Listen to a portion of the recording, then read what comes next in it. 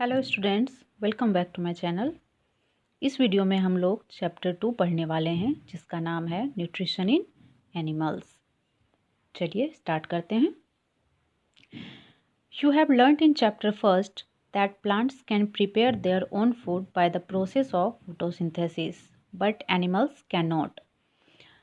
हम लोगों ने चैप्टर फर्स्ट में पढ़ा था कि प्लांट्स जो होते हैं वो अपना खाना स्वयं बनाते हैं, बट एनिमल्स अपना खाना स्वयं नहीं बनाते हैं। प्लांट्स जो अपना खाना स्वयं बनाते हैं वो किस प्रक्रिया से बनाते हैं? फोटोसिंथेसिस की प्रक्रिया के द्वारा। Animals get their food from plants, और एनिमल्स अपना फूड कहाँ से प्राप्त करते हैं? प्लांट्स से। Either directly by eating plants और indirectly by eating animals that eat plants. Animals जो होते हैं, या तो कुछ एनिमल्स डायरेक्टली प्लांट्स के ऊपर डिपेंडेंट रहते हैं अपने फूड के लिए, और कुछ एनिमल्स जो होते हैं वो इनडायरेक्टली भी प्लांट्स के ऊपर डिपेंडेंट रहते हैं अपने फूड के लिए।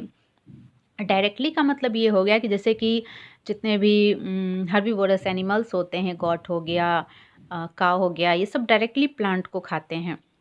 बट कुछ एनिमल्स जैसे कि स्नैक हो गया, तो ये कैसे इनडायरेक्टली डिपेंडेंट रहते हैं प्लांट के ऊपर, तो वो मैं बताती हूँ। आप लोगों ने फूड सीरीज पढ़ा होगा, जिसे आहार श्रृंखला भी कहा जाता है। इसमें क्या होता है ना कि प्लांट्स जो होते हैं उनको कौन खाता है? ग्रासोपर खाता है।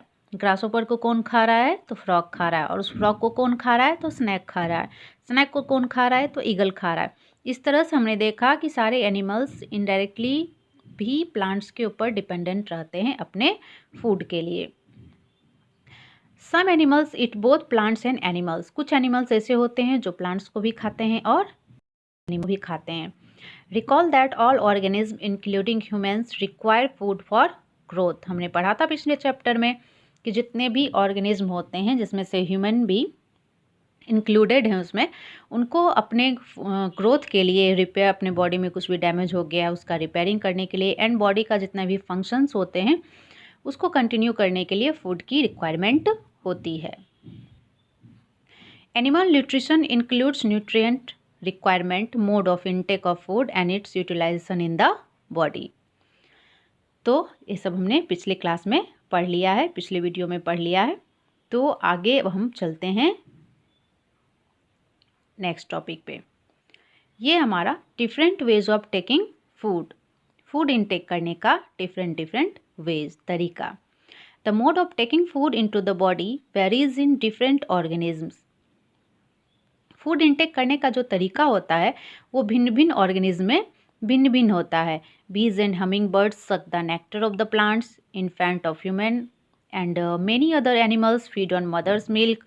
बहुत सारे छोटे छोटे बच्चे होते हैं, वो क्या करते हैं? मदर्स मिल्क को फीड करते हैं। Snakes like the python swallow the animals they prey upon.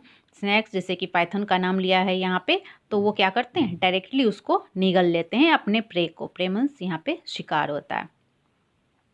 Some aquatic animals filter tiny food particles floating nearby and feed upon them. कुछ एक्वेटिक एनिमल्स होते हैं जो कि पानी में रहते हैं, तो वो अपने आसपास जो कुछ फूड पार्टिकल फ्लोट कर रहा होता है तो उसे इनटेक करते हैं। तो इस एक्टिविटी में हम लोग देखते हैं, एक्टिविटी 2.1 दिया हुआ है। इसमें कह रहा है what is the type of food and mode of feeding of the following animals. कुछ कॉलम बना करके यहाँ पे टेबल बना करके दिया हुआ है और पूछ रहा है आप लोगों से, नेम ऑफ एनिमल्स दे दिया गया है और पूछ रहा है इनका काइंड ऑफ फूड क्या है एंड मोड ऑफ फीडिंग क्या है। तो देखते हैं। फर्स्ट है हमारा स्नेल। स्नेल क्या खाता है? सोचो। स्नेल खाता है लीव्स एंड इंसेक्ट को, और इसका मोड ऑफ फीडिंग क्या होता है? स्क्रैप। होगा कि स्नेल जिस भी पत्ते पे रहता है तो वो क्या करता है, जितने आपको लगता होगा कि बीच बीच से अरे किसने पत्ते को काट दिया, तो ये स्नेल ने इसको स्क्रैप किया है अपने फूड इनटेक करने के लिए। सेकंड आता है एंट।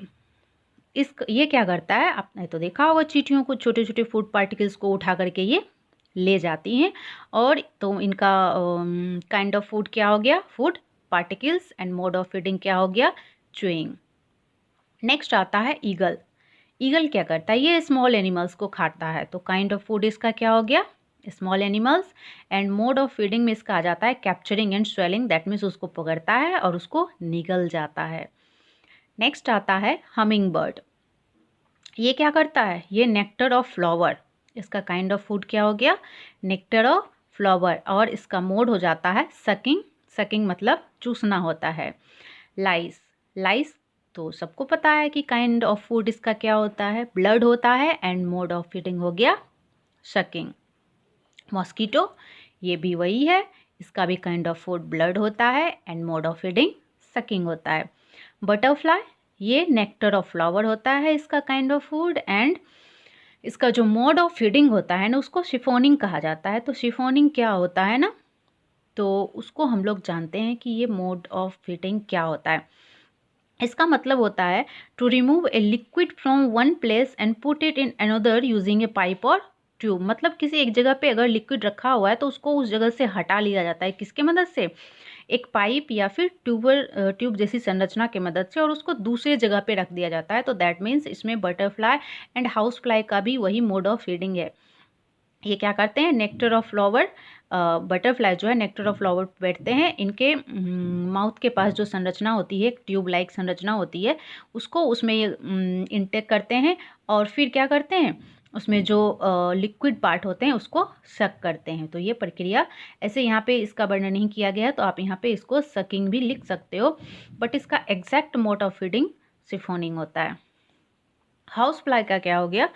ये ऑलमोस्ट एवरीथिंग, आप देखोगे ना, गौर किए होंगे कि हाउस फ्लाई आपको हर जगह पे दिख जाएगा। सड़े गले चीज़ों के ऊपर भी जाके बैठ जाती हैं, अच्छे अच्छे खाना बना हुआ रहता है, साफ़ सुथरे जगह पे भी ये जाके बैठ जाती हैं। तो मोस्टली ये वेस्ट फूड एंड लिक्विड्स के द्वारा ये फीड करते हैं, और इसका मोड ऑफ फीडिंग हो गया शिफोनिंग। नेक्स्ट आता है हमारा एक अमेजिंग फैक्ट दिया हुआ है, इसे हम लोग देख लेते हैं। Starfish feeds on animals covered by hard cells of calcium carbonate। Starfish वैसे एनिमल्स को फीड करते हैं जिसका कि बाहरी आवरण क्या होता है? हार्ड सेल से कवर्ड किया हुआ रहता है, जो कि कैल्शियम कार्बोनेट का बना हुआ होता है। After opening the shell, the starfish pops out its stomach through its mouth to eat the soft animals inside the shell. पहले क्या करता है? उसके ये हार्ड कवरिंग जो है, जो कैल्शियम कार्बोनेट का है, उसको हटाता है। उसके बाद ये क्या करता है? पॉप्स आउट, दैट मीन्स अचानक से इसका स्टमक जो होता है ना, इसके माउथ के द्वारा बाहर आता है, और उस सॉफ्ट एनिमल्स को उसके जो सेल के अंदर जो एनिमल है उसको कैच करता है, and then goes back into the body, और फट से उसको अपने बॉडी के अंदर, किसको? अपना जो स्टमक बाहर निकाला है उसको अंदर कर लेता है, and the food is slowly digested, और उसने जो खाना इंटेक किया है उसको ये स्लोली डाइजेस्ट करता है। नेक्स्ट आता है हमारा digestion in humans. We take in food through the mouth, digest and utilise it. हम लोग फूड इंटेक कैसे करते हैं? किस बॉडी पार्ट से करते हैं? तो माउथ के द्वारा करते हैं, उसको डाइजेस्ट करते हैं, एंड देन उसे यूटिलाइज करते हैं। The unused part of the food are defecated. Have you ever wondered that what happened to the food inside the body? और जो वेस्ट पार्ट होता है ना हमारे, हम जो फूड इंटेक करते हैं, तो जो यूज़फुल पार्ट होते हैं वो तो बॉडी में ब्लड बन के हमारे पूरे बॉडी में फैल जाते हैं, और जो अनयूज्ड पार्ट होते हैं ना, वो हमारे बॉडी से बाहर आ जाते हैं। क्या आपने कभी सोचा है कि ये जो फूड इंटेक हम लोग करते हैं तो उसका हमारे बॉडी के अंदर क्या होता है? The food passes through a continuous canal which begins at the buccal cavity and ends at the anus। जो फूड हम लोग इंटेक करते हैं वो एक कंटिन्यूस कैनाल से होकर के गुजरता है, जो कि buccal cavity, that means our mouth से स्टार्ट होता है और एंड होता है एनस में जा कर के। The canal can be divided into various compartments. ये जो कैनाल होते हैं, फूड कैनाल होते हैं हमारे बॉडी में, वो भिन्न भिन्न डिपार्टमेंट में डिवाइडेड होते हैं। फर्स्ट होता है बकल कैविटी, से माउथ भी कहा जाता है। सेकेंड होता है फूड पाइप, या फिर इसे ओइसोफेगस भी कहा जाता है। थर्ड होता है स्टमक। फोर होता है स्मॉल इंटेस्टाइन। फिफ्थ होता है large intestine, ending of the rectum, इसका एंडिंग पॉइंट कहाँ पे है? रेक्टम में। एंड सिक्स होता है anus. It is not a very long path, ये एक बहुत बड़ा रास्ता नहीं है। This pass together from the alimentary canal. ये सारे पार्ट्स मिल करके एक जो बनाते हैं, एक फॉर्म करते हैं, सब मिल करके जो फॉर्म करते हैं उसको एलिमेंट्री कैनाल या फिर डाइजेस्टिव ट्रैक्ट भी कहा जाता है। The food components gradually get digested as food travels through the various compartments. जब फूड के कंपोनेंट जो होते हैं, जो कि माउथ के द्वारा हमारे बॉडी में एंटर करते हैं, वो इन सारे पार्ट से होते हुए गुजरते हैं, इन सारे कंपार्टमेंट से होते हुए गुजरते हैं. The inner wall of the stomach and the small intestine and the various glands such as salivary glands, the liver and the pancreas secretes juice digestive juices. हमारा स्टोमक हो गया, स्मॉल इंटेस्टाइन हो गया और कुछ ग्लैंड्स होते हैं जैसे कि सैलिब्री ग्लैंड्स हो गया, लीवर हो गया, पेनक्रियाज होता है, इन सब से डाइजेस्टिव जूस सेक्रेट होता है. The digestive juices convert complex substances of food into simpler ones. ये digestive juice क्या करते हैं, जो कॉम्प्लेक्स सब्सटेंस होते हैं ना फूड के, उसको सिंपल एब्जॉर्बेंस वाले फॉर्म में लाते हैं. The digestive tract and the associated glands together constitute the digestive system. अब digestive system किसको कहते हैं, ये जो सारे digestive tract हैं जिसमें कि ये सारी चीज़ें आती हैं, प्लस ये जो डाइजेस्टिव ग्लैंड्स हैं, ये सब मिल करके क्या बनाते हैं, डाइजेस्टिव सिस्टम का निर्माण करते हैं. Now let us know what happens to the food in different part of the digestive tract. हम लोग अब देखते हैं कि हमारे बॉडी में जो डाइजेस्टिव ट्रैक्ट है उसमें फूड का क्या होता है. तो थोड़ा सा हम पहले पिक्चर को देख लेते हैं. तो यहाँ पे करते हैं,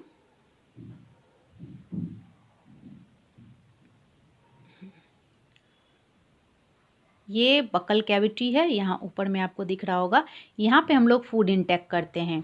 उसके बाद आपने देखा यहाँ पे सैलिवरी ग्लैंड है, इससे सैलिवा सेक्रेट होते रहता है.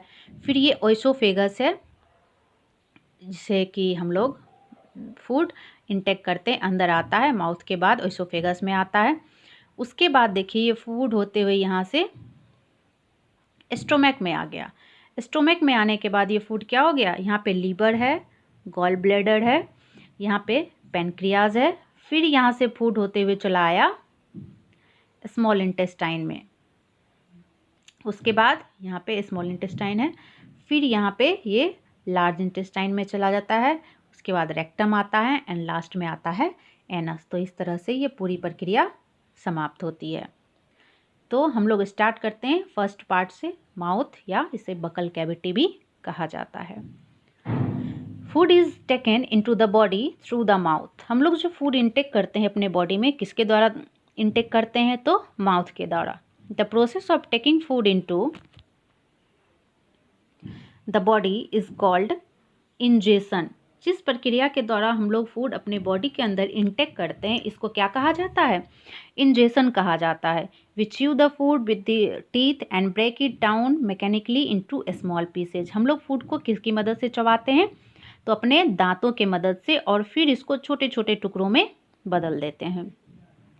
इस tooth is rooted in A separate socket in the gums. हमारे जो गम्स होते हैं, मसूड़े होते हैं, उसमें सबका सेपरेट सेपरेट फिटिंग होता है, सारे टीथ का अलग अलग, जो कि पिक्चर में भी हम लोग डिस्कस करेंगे. Our teeth vary in appearance and perform different functions accordingly, they are given different names.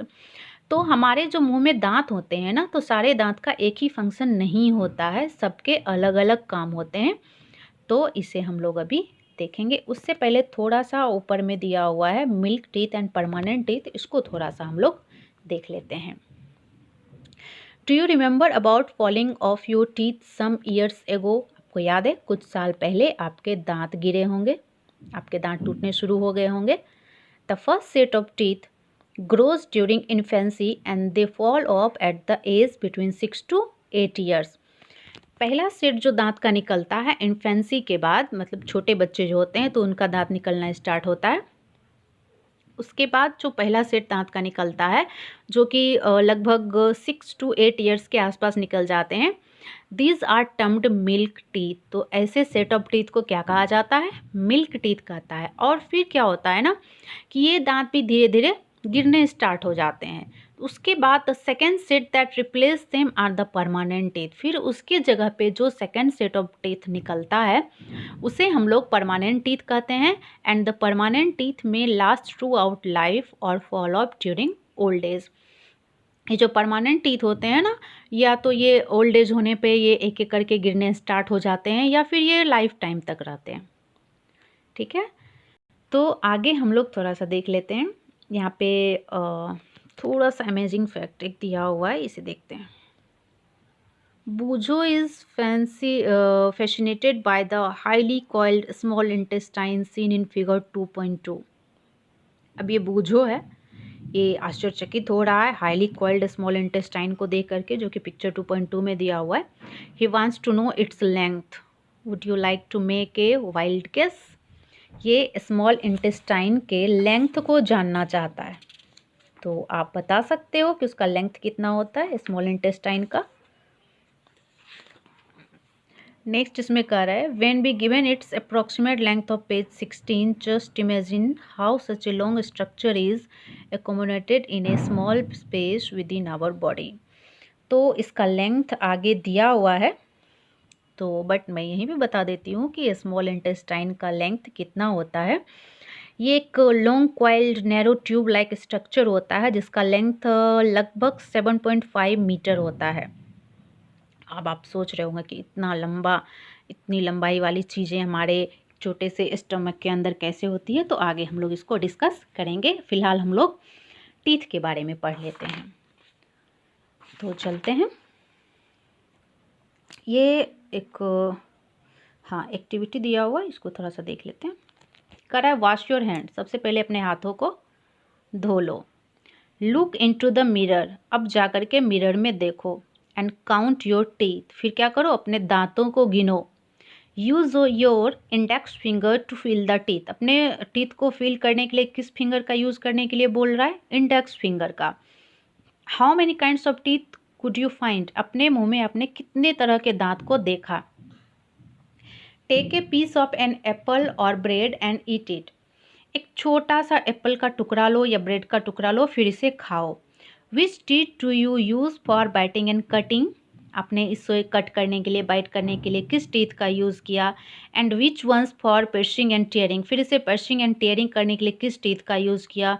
फिर इसको च्यूइंग एंड ग्राइंडिंग करने के लिए किस टीथ का यूज़ किया।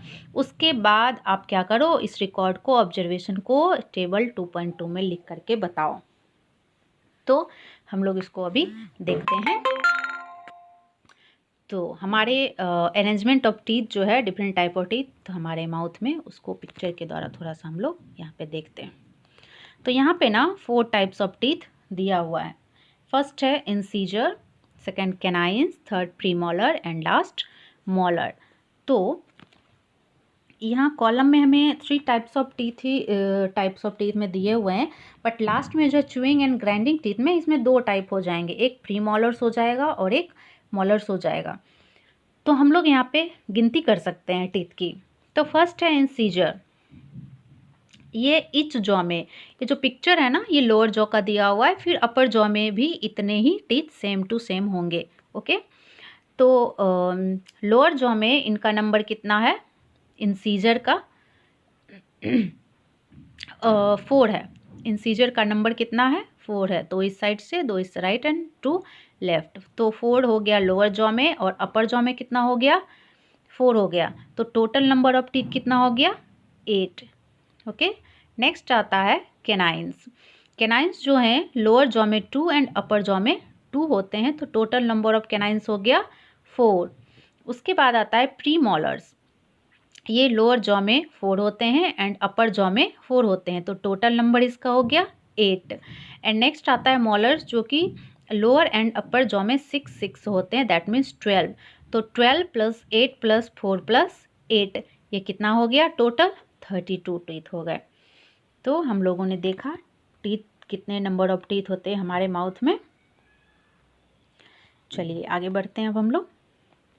नेक्स्ट दिया हुआ है our mouth has the salivary glands which secrete saliva, हमारे मुंह में क्या होता है, सैलिवरी ग्लैंड्स होता है, जिससे कि सैलिवा सेक्रेट होता है। Do you know the action of saliva on food, आप लोग जानते हो कि सैलिवा का क्या एक्शन होता है फूड पे, लेट अस फाइंड आउट। इससे पहले हम थोड़ा सा बता देते हैं, आपने कभी गेस किया है कि कभी कहीं से गुजर रहे हो और बहुत अच्छी खाने की खुशबू आ रही है, या फिर कोई अच्छा सा खाने की चीज़ें आप पे आपकी नज़र पड़ गई, तो अचानक से आपके माउथ में वाटरिंग होना स्टार्ट हो जाता है, या कोई आपकी फेवरेट डिश आपके सामने पड़ी हुई है तो वाटरिंग होना स्टार्ट हो जाता है। ये वाटर क्या है? ये सैलिवा होता है। चलिए तो हम लोग एक्टिविटी देखते हैं। Activity 2.3, take 2 test tubes. 2 test tube लेने के लिए कह रहा है। लेवल देम ए एंड बी। अब इसको नाम देने के लिए बोल रहा है A and B. In test tube A put 1 teaspoonful of boiled rice. A में 1 चम्मच बॉइल्ड राइस डालना है और बी में keep 1 teaspoonful of boiled rice after chewing it for 3 to 5 minutes. वही बॉइल्ड राइस डालना है बट उसको 3 से 4 मिनट तक पहले चबाना है, फिर उसको बी वाले टेस्ट ट्यूब में डालना है। उसके बाद कह रहा है कि now pour 2 to 3 drops of iodine solution in each test tube and observe. अब दोनों टेस्ट ट्यूब में 2 से 3 बूंदे आयोडीन सॉल्यूशन की डालनी है, फिर ऑब्जर्व करना है। Why is there a change in colour in the test tube? Test tube में आपने देखा कि ए वाले टेस्ट ट्यूब में जो बॉइल्ड राइस हमने डाला है उसका कलर चेंज हो गया, बट बी वाले का कलर चेंज नहीं हुआ है। Discuss the result with your classmates and your teacher. तो इसमें बी वाले का कलर चेंज क्यों नहीं हुआ? क्योंकि बी वाले को हमने च्यूइंग किया है 3 to 5 मिनट्स के लिए, तो हमारे मुंह में जो सेलिवा का सेक्रेशन हुआ वो क्या कर दिया? स्टार्च को ब्रेक डाउन करके शुगर में कन्वर्ट कर दिया। इसी वजह से इसका कलर चेंज नहीं हुआ। चलिए आगे बढ़ते हैं। The tongue is a fleshy muscular organ attached at the back to the floor of the buccal cavity। अब हम लोग टंग के बारे में पढ़ेंगे। तो टंग क्या होता है? बैक साइड से ये अटैच होता है और सामने से फ्रंट से ये बिल्कुल फ्री होता है, तो ये कहीं किधर भी मूव कर सकता है अपने फ्रंट साइड से। Do you know the function of the टंग? आप लोग जीभ के फंक्शंस के बारे में जानते हो? ऑफकोर्स जानते होंगे। We use our tongue for talking. बात करने के लिए हम लोग टंग यूज़ करते हैं। बिसाइटिस मिक्स सेलिवा, ये फूड में सेलिवा को मिक्स करने में भी मदद करता है।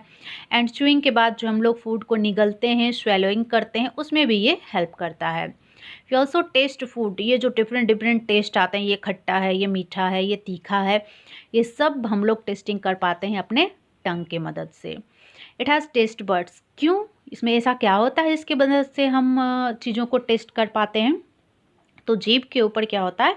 टेस्ट बर्ड्स होते हैं छोटे छोटे, that detect different taste of food. तो फूड में कौन सा टेस्ट है, इसको डिटेक्ट करने में ये हमारी हेल्प करते हैं। We can find out the position of the taste buds by the following.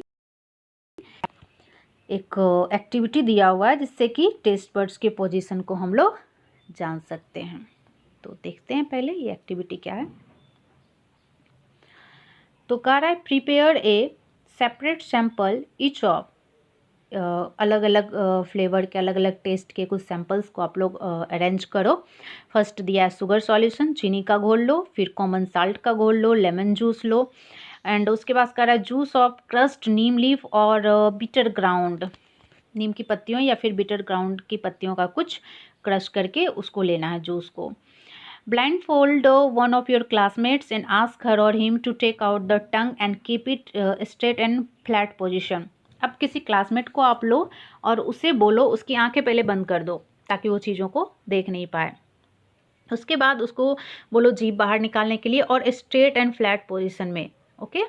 Use a clean toothpick to put the above samples one by one on different area of the tongue. अब उसके टंग के different area पे ये जो samples आपने लिए हो, toothpick की मदद से कुछ कुछ बूंदे उसके टंग पे आप डालते जाओ। Use a new toothpick for E sample. ऐसा नहीं है कि एक सैंपल जिस टूथपिक से आप उठा रहे हो तो उसी टूथपिक से दूसरा भी उठा लो, नहीं, सारे सैंपल्स के लिए अलग अलग टूथपिक का यूज़ करना है। Ask the classmate which areas of the tongue could detect the sweet, salty, sour and bitter substance। अब अपने क्लासमेट को बोलो कि अपने जीभ के किस एरिया में तुम्हें मीठा लगा, किस में सॉल्टी लगा, किस में खट्टा लगा, किस में तीखा लगा। ओके। नेक्स्ट है now write down the observation and level figure 2.6। उसके बाद ऑब्जर्व करो, फिर ये जो फिगर दिया हुआ ना, यहाँ पे आपको लेवल करना है कि किस एरिया में आता है। तो इससे मैं थोड़ा यहाँ पे बताना चाहूँगी ड्रॉ करके।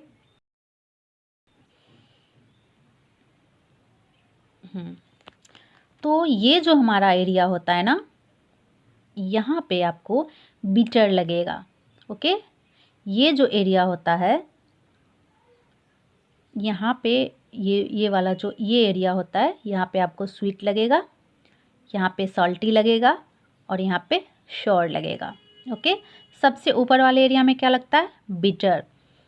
ये एरिया जो है यहाँ पे श्योर, यहाँ पे सॉल्टी और यहाँ पे स्वीट टेस्ट आएगा आपको। आई होप आप लोग समझ गए होंगे। नेक्स्ट हम लोग देखते हैं। तो एक्टिविटी तो हो गया और कुछ हाँ कुछ दिया हुआ है स्वीट्स एंड टूथ डिके, तो इसको भी हम लोग जान लेते हैं, आपके लिए यूज़फुल होगा, आप लोग इससे अपने दांतों की देखभाल कर पाओ। भी हम लोग देख लेते हैं। Normally bacteria are present in but they are not harmful to us. कुछ बैक्टीरिया हमारे मुंह में प्रेजेंट रहते हैं बट वो सब हमारे लिए हार्मफुल नहीं होते हैं। However, if we do not clean our teeth and mouth after eating, many harmful bacteria also begin to live and grow in it. अगर हम रेगुलरली अपने टंग को, अपने माउथ को, अपने टीथ को क्लीन नहीं करेंगे तो ये बैक्टीरिया, कुछ हार्मफुल बैक्टीरिया उसमें ग्रो करने लगेंगे जो कि हमारे लिए हार्मफुल होगा। This bacteria break down the sugars present from the left over food and release acid. ये बैक्टीरिया क्या करते हैं, जैसे कि हमने खाना खाया और अच्छे से मुंह को साफ नहीं किया, अच्छे से कुल्ला नहीं किया, तो हमारे दांतों के बीच में कुछ फूड पार्टिकल्स हैं जो रह जाते हैं।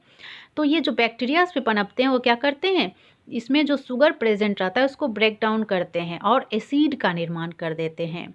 तो ये जो एसिड होता है ग्रेजुअली डैमेज द टीथ, ये हमारे दांत को डैमेज करता है और इसे हम लोग कहते हैं tooth decay. If it is not treated in time, अगर इसे समय पे इसको ट्रीट नहीं किया गया तो it causes severe toothache and in extreme cases result in tooth loss.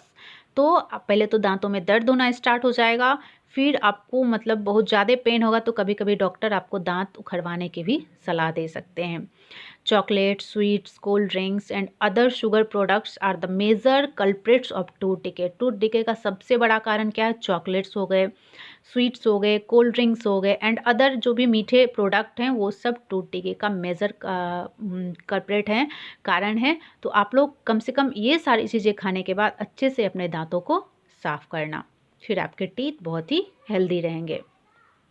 Therefore, one should clean the teeth with a brush or a दातून and dental floss। Dental floss क्या होता है? एक स्पेशल स्ट्रॉन्ग थ्रेड होता है which is moved between two teeth to take out trapped food particles. तो दांतों के बीच में इसको मूव किया जाता है जिससे उसके बीच में जो फूड पार्टिकल्स फंसे हुए होते हैं वो बाहर चले आते हैं। At least twice a day and rinse the mouth after every meal. हर बार खाने के बाद अपने मुंह को अच्छे से साफ करो। Also one should not put dirty fingers और any unwashed object in the mouth. और एक चीज़ का हमेशा ख्याल रखना कि गंदी उंगलियां, मतलब हाथ बिना धोए मुंह के अंदर कभी मत डालना, क्योंकि हाथ के द्वारा बैक्टीरिया आपके मुंह में इंटर कर जाएगा। और कभी भी कोई अनवाश्ड ऑब्जेक्ट, कोई गंदा चीज़ कुछ भी अपने मुंह में नहीं डालना। चलिए नेक्स्ट कुछ दिया हुआ यहाँ पे point. Sometimes when you eat in a hurry, कभी कभी आप अचानक में तेज़ी से खाते हो, कहीं जाना होता है आपको तो फटाफट से खाते हो, या बातें करते हो या हंसते हो, खाते वक्त बात करना या हंसना, you may gate hiccups of A choking sensation. तो आपको हिचकी आती है, राइट? आती है। This happens when food particles enter the wind pipe. ये तब होता है जो फूड पार्टिकल क्या होता है, वो फूड पाइप के बदले वाइन पाइप में चला जाता है। वाइन पाइप क्या है हमारा? ये तो एसोफेगस है जिसके द्वारा खाना हमारे बॉडी के अंदर जाता है। एंड वाइन पाइप क्या होता है? इसके द्वारा हम जो सांस लेते हैं ना वो हमारे बॉडी के अंदर फेफड़े तक पहुंचता है। तो ये दोनों मोस्टली एक ही जगह पे होते हैं हमारे थ्रोट एरिया में। तो इसलिए कभी कभी जल्दीबाजी में खाते टाइम या फिर अधिक बातें कर रहे खाते टाइम में तो फूड पार्टिकल्स जो होते हैं ना वो फूड पाइप के बदले वाइन पाइप में चले जाते हैं, तब हमें हिचकी आती है। Okay, the wind pipe carries air from the nostril to the lungs. It runs adjacent to the food pipe, but inside the throat, air and food share a common passage. Then, how is food prevented from entering the wine pipe? During the act of swallowing, a flap-like valves close the passage of the windpipe and guide the food into the food pipe. तो ये जो flap like जो valve होता है उस area में वो food pipe and wine pipe में फूड एंड वाइन को इंटर करने के लिए गाइड करता है कि फूड को इसमें इंटर करना है और वाइन को इसमें इंटर करना है. If by chance food particles enter the wind pipe we feel choked और गेट हिकअप्स. तो अगर कभी कभी अच्छे राइट वे में अगर हम लोग खाना नहीं खा रहे हैं, दैट मीन्स हर जल्दीबाजी में खा रहे हैं, बातें कर रहे हैं, तो फूड पाइप में जाने के बाद बदले फूड कहाँ चला जाता है, वाइन पाइप में. तो फिर हमें चॉक्ड और हिकअप्स फील होता है. ओके, तो आगे हम लोग पढ़ेंगे फूड पाइप या फिर इसे ओइसोफेगस भी कहा जाता है. चलिए, द फूड पाइप और oesophagus. The swallowed food passes into the food pipe or oesophagus. Look at the figure 2.2. हाँ, हमने तो ऊपर पिक्चर में देखा है ये कि स्वैलो जब फूड स्वैलो करते हैं, निगलते हैं, तो फूड पाइप से होते हुए वो कहाँ पे चला आता है, ओइसोफेगस में चला जाता है. एंड फूड पाइप कहाँ से रन करता है, हमारे नेक के आसपास के एरिया से, नेक से रन करता है. तो यहाँ पिक्चर में बता रहा है कि फूड यहाँ इंटर किया, एलिमेंट्री कैनाल में आया, उसके बाद स्टमक में आया. नेक्स्ट आता है food is push down by movement of the wall of the food pipe. Food pipe के जो वाल होते हैं उसमें जो मूवमेंट होता है उसके द्वारा वो फूड पुश होकर के कहाँ चले आते हैं, एलिमेंट वाल में, and push the food downward. ये डाउनवर्ड फूड नीचे आते जाते हैं. At times the food is not accepted by our stomach and is vomiting out. कभी कभी आपको वॉमिटिंग होता होगा, तो ये उस कंडीशन में होता है जब फूड डाउनवर्ड आ रहा है, हमारा जो स्टमक है उसे एक्सेप्ट नहीं कर रहा है, तो उस सिचुएशन में हमें वॉमिटिंग हो जाता है. Recall the infants when you vomited after eating and think of the reason for it. Discuss with your parents and teacher. कभी कभी आपने देखा है छोटे बच्चे जो मिल्क फीड करते हैं तो उसके बाद फटाक से वॉमिटिंग कर देते हैं, तो ये इसी वजह से होता है. तो अभी सबसे पहले हम लोग स्टमक के बारे में पढ़ेंगे. The stomach is a thick walled bag. Its shape is like a flattened U and it is the widest part of the alimentary canal. ये एक thick walled bag like structure होता है. ये किस शेप में होता है, यू शेप में होता है, और ये एलिमेंट्री कैनाल का सबसे बड़ा पार्ट होता है, वाइडेस्ट पार्ट होता है. It receives food from the food pipe at one end and opens into the small intestine at the other end. इसका जो फर्स्ट एंड होता है जहाँ पे ये कहाँ से फूड ये रिसीव करता है, फूड पाइप से, और फिर फूड को कहाँ पहुँचा देता है, स्मॉल इंटेस्टाइन में. ये इसका सेकेंड ओपनिंग पार्ट होता है. The inner lining of the stomach secretes mucus, hydrochloric acid and digestive juices. Stomach का जो इनर पोर्शन होता है उससे क्या क्या सेक्रेट होता है, म्यूकस सेक्रेट होता है, हाइड्रोक्लोरिक एसिड सेक्रेट होते हैं, एंड डाइजेस्टिव जूसेस सेक्रेट होते हैं. The mucus protect the lining of the stomach. Mucus का क्या काम होता है, स्टोमक का जो इनर लाइनिंग होता है उसको वो प्रोटेक्ट करने का काम करता है. The acid kills many bacteria that enter along with the food and makes the medium in the stomach acidic. अब ये जो एसिड होते हैं, हाइड्रोक्लोरिक एसिड होते हैं, ये क्या करते हैं, कभी कभी फूड के द्वारा कोई भी बैक्टीरिया हमारे बॉडी में अगर इंटर कर गया है तो उसको किल करने का काम करता है. और ये जो फूड इंटर होने के बाद स्टमक एरिया को एसिडिक बना देता है. The digestive juices break down the proteins into simpler substances. अब digestive juices क्या करते हैं, स्टोमक में जो फूड आता है प्रोटीन्स के फॉर्म में इनको सिंपलर सब्सटेंस में कन्वर्ट कर देते हैं. उसके बाद फूड कहाँ चला जाता है, स्मॉल इंटेस्टाइन में. तो अब हम लोग स्मॉल इंटेस्टाइन के बारे में देखते हैं. The small intestine is highly coiled and is about 7.5 metre long. अभी अभी ऊपर हमने पढ़ा था, कुछ फैक्ट वगैरह दिया हुआ था, तो उसमें कोई बूझो नाम का कुछ था, उसने पूछा था कि स्मॉल इंटेस्टाइन की लंबाई कितनी होती है, तो हमने बताया था कि 7.5 मीटर लॉन्ग होती है. तो स्मॉल इंटेस्टाइन एक हाईली क्वाइल्ड स्ट्रक्चर होता है जिसकी लंबाई 7.5 मीटर होती है. It receives secretions from the liver and the pancreas. ये क्या रिसीव करता है, लीवर और पेनक्रियाज के द्वारा जो सेक्रेशन होता है उसको ये रिसीव करता है. Beside its wall also secrete. इसके अलावा ये जो वॉल होता है ना स्मॉल इंटेस्टाइन का, वो भी कुछ जूसेस सेक्रेट करता है. The liver is a reddish brown gland situated in the upper part of the abdomen on the right side. Liver कहाँ पे रहता है? ये रेडिश ब्राउन कलर का एक ग्लैंड होता है जो अपर पार्ट ऑफ द एब्डोमेन के राइट साइड में, हमारा जो एब्डोमेन एरिया है उसके राइट साइड में रहता है। It is the largest gland in the body. ये जो ग्लैंड होता है ना हमारे बॉडी में, उसका सबसे लार्जेस्ट ग्लैंड ये होता है, जितने भी ग्लैंड्स होते हैं हमारे बॉडी में उन सब से। It secretes bile juice that is stored in a sac called the gall bladder. इससे क्या सेक्रेट होता है? बाइल जूस सेक्रेट होता है, जो कि कहाँ पे स्टोर रहता है? गॉल ब्लैडर में। The bile plays an important role in the digestion of fats. Bile juice का क्या काम होता है? किसके डाइजेशन में हेल्प करता है? तो ये फैट्स के डाइजेशन में हेल्प करता है। The pancreas is a large cream coloured gland located just below the stomach. Pancreas क्या होता है? ये एक बड़ा सा लार्ज क्रीम कलर का ग्लैंड होता है जो कि जस्ट बिलो स्टमक रहता है, बिलो स्टमक के जस्ट नीचे रहता है। The pancreatic juices acts on carbohydrates and proteins. अब ये पेनक्रिएटिक जूस का क्या काम होता है? ये किसको डाइजेस्ट करने में हेल्प करता है? तो ये कार्बोहाइड्रेट एंड प्रोटीन्स को चेंज करता है सिंपल फॉर्म में। नेक्स्ट है the partly digested food now reaches the lower part of the small intestine. अब ये पार्टली डाइजेस्टेड, अभी भी फुल्ली डाइजेस्ट नहीं हुआ है, लोअर पार्ट स्मॉल इंटेस्टाइन के लोअर पार्ट में, where the intestinal juices complete the digestion of all component of the food. यहाँ पे इंटेस्टाइनल जूसेस जो सेक्रेट होते हैं वो सारे कंपोनेंट ऑफ फूड को डाइजेस्ट करने का काम करते हैं। The carbohydrates get broken into simple sugar and as glucose. Carbohydrate जो है अब किस फॉर्म में आ चुका है? वो सिंपल शुगर एंड ग्लूकोज के फॉर्म में। Fats into fatty acid, fat किस में कन्वर्ट हो गया? फैटी एसिड में एंड ग्लिसरॉल में। एंड प्रोटीन जो है वो एमिनो एसिड में कन्वर्ट हो चुका है। अब हम लोग चलते हैं एब्जॉर्प्शन की प्रक्रिया में, जो कि स्मॉल इंटेस्टाइन में होती है।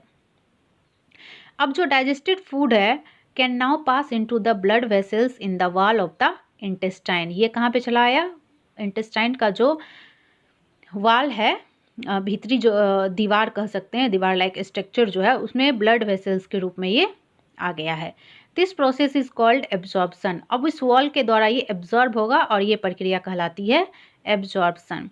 The inner wall of the small intestine have thousand of finger like outwards. जो इनर वॉल होता है ना स्मॉल इंटेस्टाइन्स के, उसमें 1000 की संख्या में फिंगर उंगली के आकार का फिंगर लाइक स्ट्रक्चर होता है, जिसे विलाई कहा जाता है। Okay, can you guess what the role of villi could be in the intestine? आपको पता है कि विली का रोल क्या होता है हमारे इंटेस्टाइन में? तो देखते हैं। The villi increase the surface area for absorption of the digested food. अब ये जो फूड डाइजेस्ट होता है उसके एब्जॉर्प्शन के लिए एरिया, बहुत बड़ा एरिया ये बनाता है। Each willies have a network of thin and small blood vessels close to its surface। ये जो विली होता है ये सब में एक नेटवर्क जैसा फैला हुआ रहता है, एक थीन एंड स्मॉल ब्लड वेसल्स होता है जो कि इसके सरफेस पे क्लोज होता है। The surface of the villi absorb the digested food materials. ये सरफेस जो विली का होता है वो क्या करता है? जो फूड मटेरियल्स है, उस डाइजेस्टेड फूड मटेरियल है उसको एब्जॉर्ब करने का काम करता है। The absorbed substances are transported via the blood vessels to different organs of the body where they are used to build complex substances।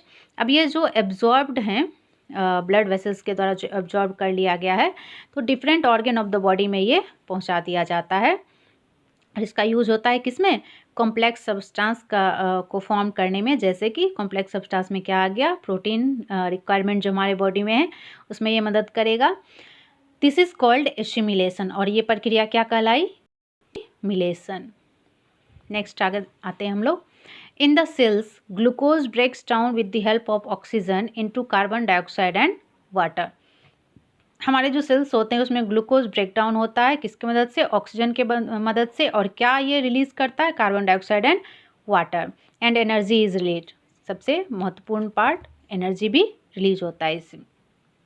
The food that remains undigested and unabsorbed then enter into the large intestine। चलिए, अब useful चीज़ जो थी वो तो हमारे पूरे body में supply हो गया। अब जो अनयूज्ड चीज़ें हैं, अनयूज्ड फूड जो हमारे बॉडी में बचा है वो कहाँ चलाया? लार्ज इंटेस्टाइन में चलाया। अब हम देखते हैं कि लार्ज इंटेस्टाइन का क्या फंक्शन होता है। Large intestine is wider and shorter than small intestine. ये स्मॉल इंटेस्टाइन की अपेक्षा छोटा होता है।